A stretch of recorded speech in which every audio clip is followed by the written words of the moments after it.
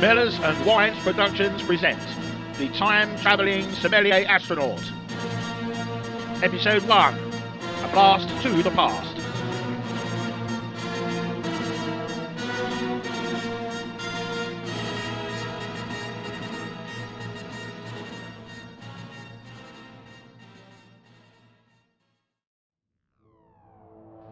Chapter 1, Departure. It is just before dawn on a Wednesday morning. It could be the start of just another ordinary day, but today, for Jan Schilling, is not an ordinary day. Picture, if you will, a man strapped into the cockpit of an experimental rocket, moments away from being hurtled into space on a most unique mission, that to become the first sommelier in space. 5 minutes until primary ignition sequence is heard through the launch center, and also into Jan's helmet. I could murder a large glass of Chablis, he mutters to himself, staring at the countdown timer. He has sat upon enough rocket fuel that, if ignited at once, would vaporize a small vineyard. 1 minute to primary ignition. Mission counter primed. Pilot status, please. The voice of Professor Herbert Craterman enters Jan's helmet. Are you ready, Jan? Okay here, Jan replies. Hey ho, and away we go. Good luck, Jan, says Craterman. 10, 9, 8. At this moment, Jan realizes the color of adrenaline is brown. 3, 2, 1. The immense roar of the engines can be heard for miles around. The ground shakes as if hit by an earthquake. The rocket retainers retract one by one, and slowly the massive ship starts lifting from the launch pad. In the cockpit, the pilot, Jan Schilling, fists clenched, breathing heavily, prays to himself that he is not blown into oblivion. After 2 minutes, the rocket reaches the Kármán line, 63 miles above the Earth. Jan braces himself for first stage separation, and with a loud metallic clunk, the booster is detached and the second stage engine roars into life, projecting the craft into orbit at the most critical and experimental part of the mission, the activation of the hyper-occurrence oscillating plasma, or HOOP for short. But it will take another 2.5 hours to reach the activation zone. Chapter 2, Into the Unknown. Schilling! Schilling! What is your status? Jan is relieved to hear Craterman's voice in his helmet again. Fine here. Really wished I'd have brought a bottle of Chateau Margaux, though. Lovely bouquet with notes of fig and plum. We will crack a bottle when you come home, Jan, said Craterman. Are you ready to activate the hoop? Schilling's hand is trembling as he is poised to throw the lever. The hoop drive had only been theoretical up to now. An electromagnetic ram that can create a massive pulse that will rebound off the magnetosphere and propel Schilling's craft towards and into interstellar space.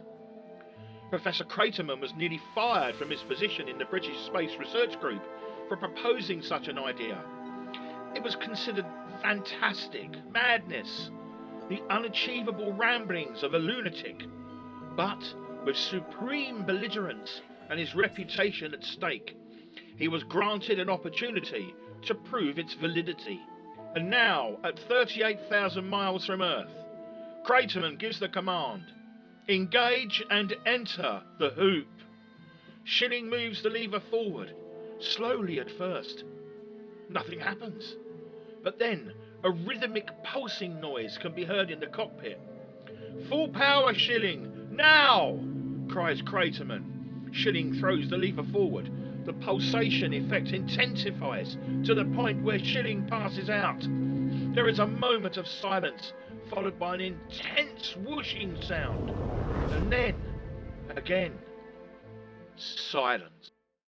Chapter 3, The Hoop of Hope. Schilling, can you hear me? Answer me, man. Cheeseman, what are the ship's readings? Arthur Cheeseman is Craterman's right-hand man, an expert in remote control and telemetry. All the dials read 0, Professor, he replies. It's as if, it's... Come on, man, spit it out, says Craterman. As if what? Craterman is chilled by the reply. It is as if this ship is not there.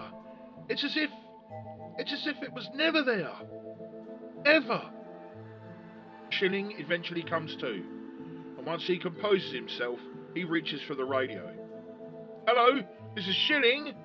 Come in, launch control. He hears nothing but static. He tries again and again, but there is still no answer. Maybe the pulse has wiped out the radio, he mutters to himself. He checks the dials, the temperatures and the pressures are all normal. But, to his surprise, his position in space has not changed. Schilling checks the monitor screen. It's true, the planet Earth can be seen clearly. The ship has not moved.